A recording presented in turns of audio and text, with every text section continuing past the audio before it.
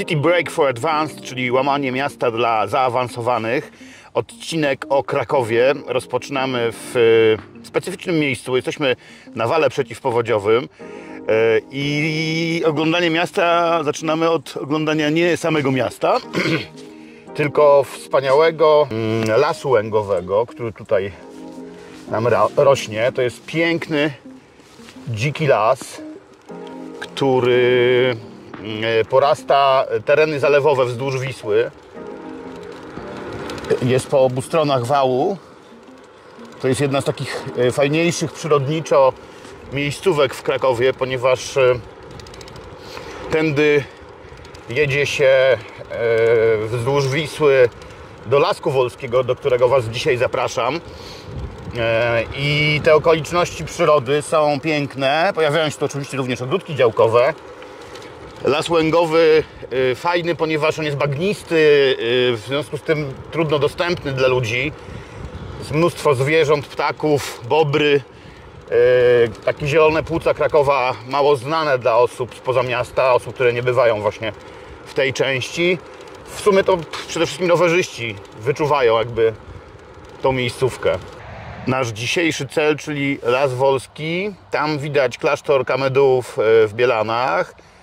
Mniej więcej w tym miejscu zaczyna się wzniesienie, seria wzniesień, bo Las Wolski to są takie krakowskie mini góry w pigułce, ponieważ jest to park miejski, las miejski, który umożliwia jako jedno z niewielu, jeżeli nie jedyne tego typu miejsce w Polsce, wewnątrz dużego miasta, organizowanie biegów górskich. To jest fantastyczne miejsce na sporty. To, co teraz widzimy tam na górze, to jest zamek w Przegorzałach. Właśnie tam za chwilę podjedziemy na rowerze i rozpoczniemy trening, podczas którego zapoznam Was z 7 siostrami. Dotarliśmy do rezerwatu przyrody Panieńskie Skały. I to jest miejsce, w którym będę mógł Wam pokazać, jakie fajne formacje skalne mamy w Lesie Wolskim. Po latach mieszkania w Krakowie mogę powiedzieć tyle, że kocham. Jest to jeden z głównych powodów mojego ogromnego zadowolenia, że mieszkam właśnie w tym mieście, ponieważ no, jestem tu prawie codziennie. Prawie codziennie robię tu 12 km dookoła tego lasu. To jest taki maksymalny dystans, który da się wycisnąć z tras, które są tu wytyczone, PTTK. No i jesteśmy pod skałami. Czas się im przyjrzeć z bliska. Tu się tutaj czają, jak widzicie, między drzewami. Są całkiem spore. Generalnie jest to piękne miejsce. W tym momencie pusto, bo jesteśmy tutaj w piątek w godzinach południowych, czyli wtedy, kiedy tak zwani normalni ludzie są w robocie. O, to są nasze panieńskie. Wyglądają trochę jak zamczysko. Później po południu pojawi się w tym miejscu mnóstwo biegaczy górskich, rowerzystów, trekkingowców itd. No jest to świetne miejsce dla ludzi, którzy lubią aktywnie spędzać wolny czas. W naprawdę przepięknych okolicznościach przyrody, bo tutaj główną cechą Lasu Wolskiego jest to, że jest tak bardzo zróżnicowane, jeżeli chodzi o przewyższenia. No to jest taki wyschnięte koryto potoku, ja to nazywam Canyon. Świetna miejscówka, tędy też warto się przespacerować. A my ruszamy spod Panieńskich Skał na kopiec Piłsudskiego i najwyższe wzniesienie Lasu Wolskiego, czyli Sowiniec. Dotarliśmy do kopca Piłsudskiego. To jest chyba nasz największy krakowski kopiec. Jesteśmy na polanie pod Sowińcem. Najwyższe wzniesienie w Krakowie. Może będzie nawet napisane, jak tu jest wysoko. Tak, 383 metry nad poziomem morza. Czyli z tego wynika, że jeszcze dołożymy trochę metrów wchodząc na górę, co zaraz uczynię, żeby pokazać Wam piękny widok na Kraków z tej perspektywy. Dobra, udało mi się znaleźć. Na dużym zbliżeniu to jest, to co widzicie po środku ekranu, to jest kopiec Kraka. Oddalimy się trochę. No i tu mamy panoramę całego Krakowa. Ta zieleń tutaj to widziany z góry Las Wolski właśnie. Widok na Małopolskę, centrum miasta. Tu zbliżymy sobie, bo gdzieś tu mamy Błonia krakowskie. O, tu są krakowskie Błonia. W tle elektrociepłownia w Łęgu, ale przed nią Wawel. No i teraz skupmy się przez chwilę na horyzoncie, no bo tam są Beskidy. Tatry nawet czasami stąd widać. Na dzisiaj tak dobrze nie ma. A teraz łazimy na dół takimi fajnymi dookoła okrążającymi Kopiec Piłsudskiego trasami po to, żeby dookoła całego lasu wrócić do punktu wyjścia i wsiąść z powrotem na rower. Oto i ona, królowa Lasku Wolskiego. 7-częściowa, wspaniała grupa drzew, które nazywają się 7 sióstr. I teraz uważajcie, bo to jest super fajna akcja. Wchodzimy do wnętrza drzewa. O, już jesteśmy wewnątrz 7 sióstr. Coś wspaniałego. No i może jeszcze jeden taki drobny tip, jak znaleźć 7 sióstr. Otóż idąc od strony klasztoru Kamedułów na Bielanach, szlakiem zielonym, na ostatnim podejściu w kierunku Przegorzał. Czekają na Was wspaniałe zielone siostry. No i teraz zaczynamy brać się za Kraków Turbo Classic, czyli jesteśmy w Zakolu Wisły. Za mną kultowy jubilat, dom handlowy z czasów PRL. Fantastyczne miejsce do odwiedzenia, bo to jest taka machina czasu, tam się niewiele zmieniło od czasów PRL-u. No i co? Zakole Wisły Classic, czyli patrzymy sobie na wzgórze wawelskie z drugiej strony rzeki. I jest to, jak mawiają fani tego miejsca, widok całkiem godny. Będziemy robili sobie wycieczkę po Krakowie w taki sposób zorganizowaną, że objedziemy dookoła, ale bardzo szerokim łukiem, cały ten centralny fragment historyczny Krakowa, w taki sposób, że żeby to było łamanie miasta dla zaawansowanych, czyli City Break for Advanced, to nie będziemy w ogóle gadali o żadnych banałach, których uczą w szkole podstawowej czy na historii powszechnej, tylko pokażę Wam kilka stron Krakowa albo mało znanych, albo kompletnie nieuświadomionych, zwłaszcza na szerszą skalę. Będą też takie tajemnice super turbo, super specjalne. Do zobaczenia na kolejnych etapach trasy.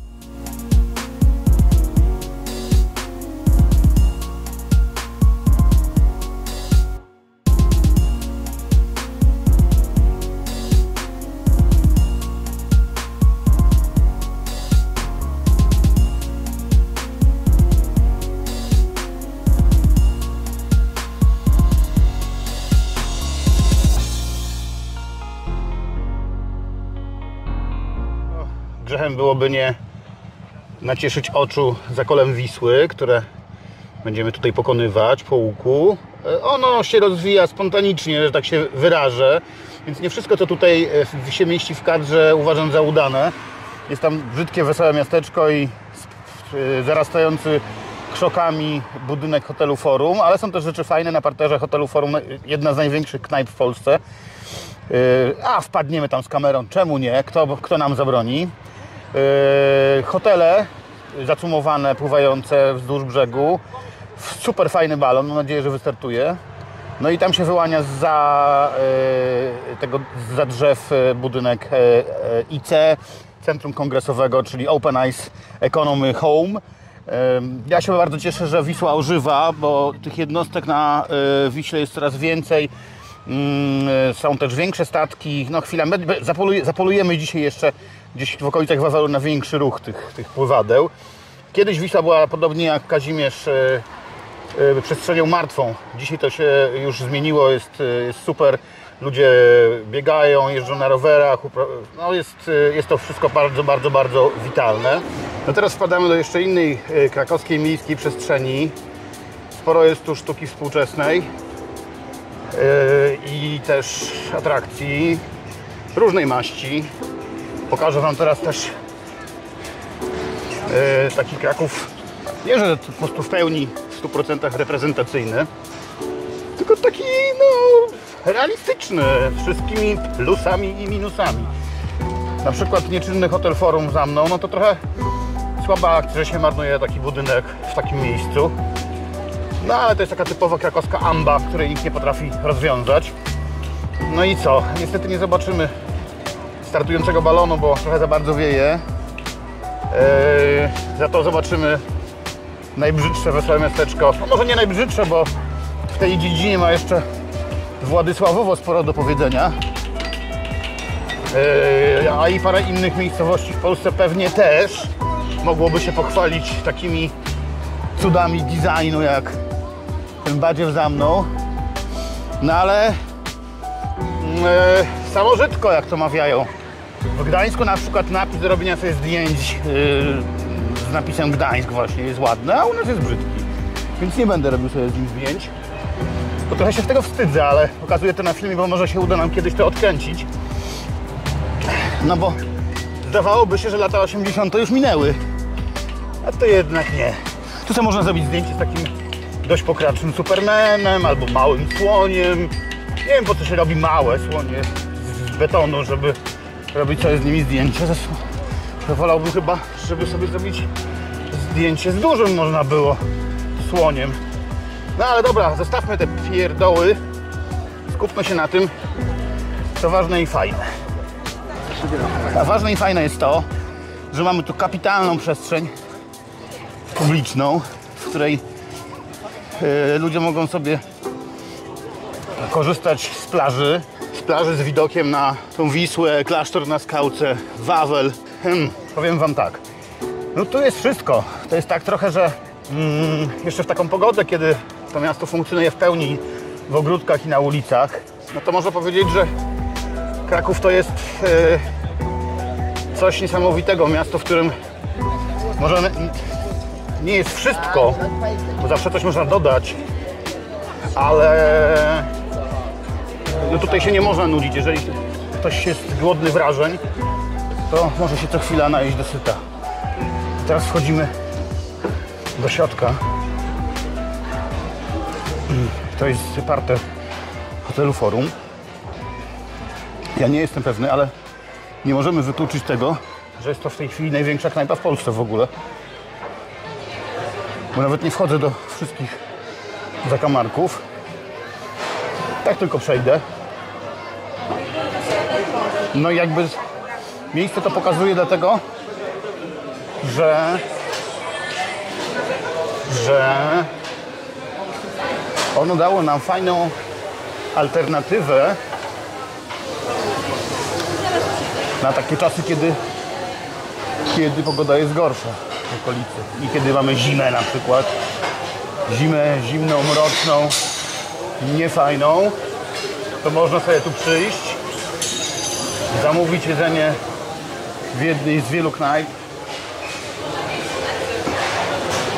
siąść sobie przy jednym z wielu barów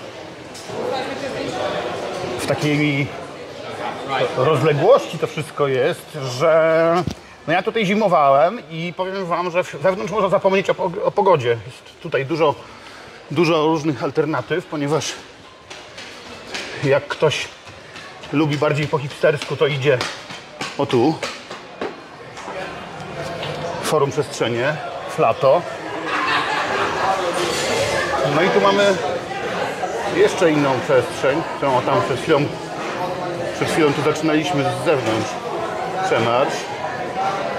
Jest przestrzeń taka, fajne jedzenie. Też takie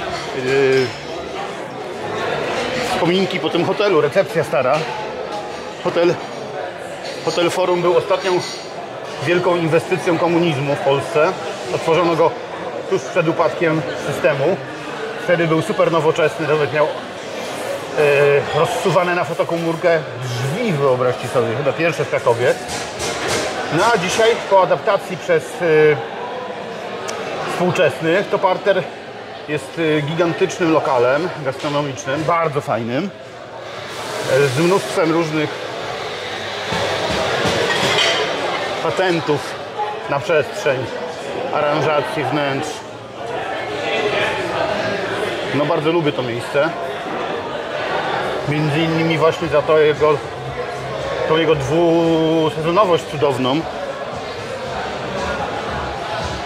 Bo ta cudowna dwusezonowość pozwala tutaj funkcjonować również wtedy, kiedy jest gorzej. Nie ma słońca i z nieba kapie coś mokrego. Kraków to miasto kultury i literatury. Czymże byłby Kraków bez Czesława Miłosza? Lubię te klimaty. Po schodkach z cytatami mamy poezję na chodnikach. Jest za co kochać to miasto, powiem szczerze. No czymże byłby Kraków bez Miłosza i czymże byłby Kraków bez Centrum Sztuki i Techniki Japońskiej Manga, ufundowanej przez państwo Wajdów. Ważne z mangą chyba jest to, że jest to budynek, który świadomie dyskutuje architektonicznie z tymi falowo-kaskadowo schodzącymi do Wisły tarasami nadwiślanymi tutaj w Krakowie. I zaraz zobaczymy, jak się z tą okolicą zmierzył inny architekt. A architektem tym jest Krzysztof Ingarden, autor projektu Centrum Kongresowego IC, które już widzieliśmy z odległości większej. No, ze szczególną atencją pokazuje to miejsce, ponieważ my jesteśmy, jak wiemy, bardzo silnie z nim związani. My wszyscy ludzie związani z Open Eyes Economy. No, oczywiście wszystkiego w Krakowie pokazać się nie da, więc muszę skoncentrować się na rzeczach istotnych, ale sądzę, że krakowskie błonia są właśnie istotne. To jest taki krakowski odpowiednik nowojorskiego Central Parku. Nie wiem, czy nie największy trawnik miejski w Europie. Ileś hektarów. Wielkie to. No, obejść to na piechotę to wymaga to sporych nakładów czasu. Świetne miejsce. Fajnie, że zostało. Jeszcze całkiem niedawno pasły się tu krowy i owce. Ja osobiście jestem w ogóle zwolennikiem takiej akcji, żeby te owce tutaj w ogóle były na stałe, jako kosiarka. I tutaj znowu znaleźliśmy się w miejscu ważnym dla Krakowa i Podgórza. Jesteśmy na Zabłociu, kiedyś dzielnicy przemysłowej. Ten budynek duży, który pokazałem przed chwilą, to pierwotnie było jeden z zakładów przemysłowych tutaj lokalnych, teraz zaadoptowany na akademiki ekskluzywne. Zbliżamy się dalej do bardzo istotnego miejsca, czyli Muzeum w fabryce Emalia dawnej Schindlera. Świetna ekspozycja opowiadająca historię Oskara Schindlera, znaną ze słynnego, nagrodzonego Oscarem filmu. Jak widać, przyciąga powszechną uwagę. Jest jednym z najczęściej i najchętniej odwiedzanych muzeów w Krakowie. Obok jest zresztą Muzeum Sztuki Współczesnej, krakowskie Mocak. No i w ogóle Zabłocie wyrosło na kolejną super fajną dzielnicę. Bardzo seksowne miejsce. Dużo knajp. Teraz jeszcze dodatkowo wzrośnie atrakcyjność Zabłocia, bo tutaj widzicie rozwijającą się kolej metropolitalną krakowską. No, świetna dzielnia.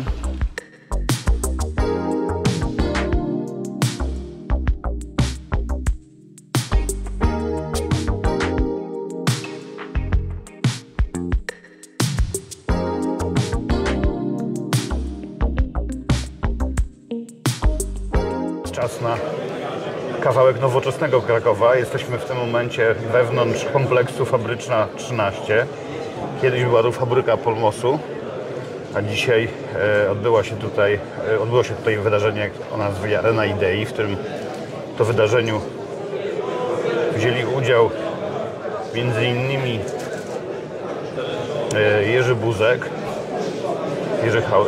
Jerzy Hausner i Stanisław Mazur, czyli mądrzy ludzie, którzy mówili dzisiaj tutaj przez parę godzin o pomysłach na nową Europę, nową Polskę i nowy, lepszy Kraków. A my teraz sobie przejdźmy przez teren tego budynku, ponieważ jest on przykładem, jednym z wielu zupełnie nowych inwestycji w Krakowie, mieście nie tylko historycznym, ale też mającym, jak widać za mną, coraz więcej różnych nowych pomysłów na siebie. Robi się ciemno, ale mam nadzieję, że jeszcze zdążę Wam pokazać takie samowystarczalne miasto w mieście, bo tak się reklamuje ten kompleks.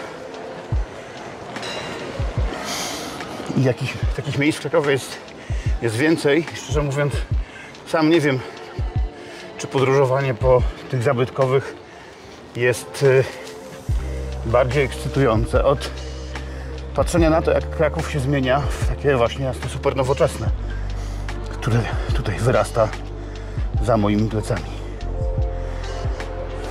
Do tego jest dużo tych brył budynków. Tutaj jednocześnie są i biura, i kompleks restauracyjny, i konferencyjny, i zabudowa mieszkalna. Wygląda to moim zdaniem super. No i samowystarczalność tego miejsca polega między innymi na tym, że mieszkając tu i pracując, mieszkamy nie tyle w mieście 15-minutowym, co w mieście, które jest chyba 3-minutowe, bo tutaj jest wszystko. Ciekaw jestem bardzo, jak się ten kompleks będzie rozwijał, ponieważ to jest nowa rzecz. Wyrosła tutaj tak trochę, nie byliśmy świadomi jako mieszkańcy Krakowa, że to miejsce powstaje, ponieważ działo się to w czasie pandemii i tak jakby po cichutku wyrosło takie cudo, w którego objętości mieści się również oczywiście duży hotel. Jest też świetne muzeum, do którego mam bardzo emocjonalny stosunek. Muzeum wódki, którą kiedyś tu produkowano. Śmiałem się bardzo, jak zwiedzałem.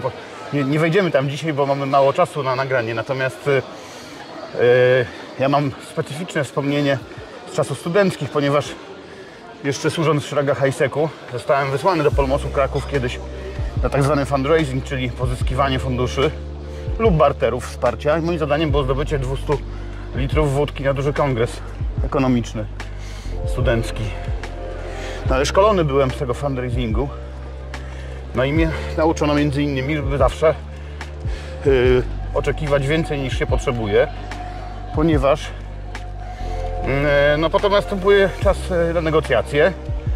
W związku z tym, wiele nie myśląc, dopisałem do kwoty cyfry 200 1-0.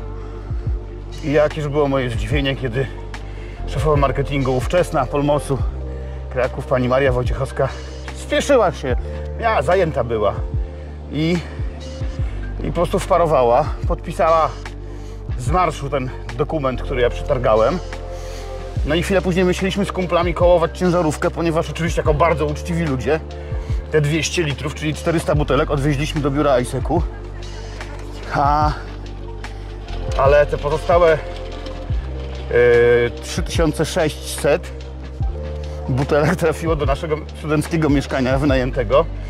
No nie muszę mówić, co w połowie lat 90. oznaczało posiadanie takiego strategicznego bogactwa.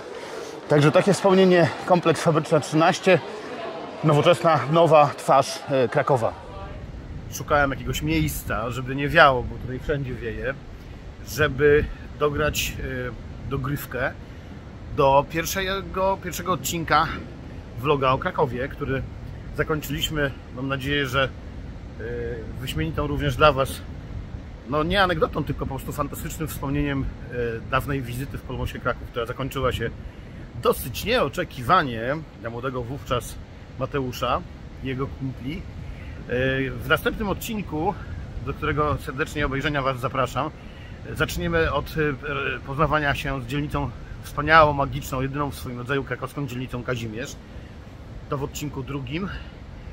I przypominam, że w każdy piątek wrzucamy nowy odcinek serii vloga City Break for Advanced.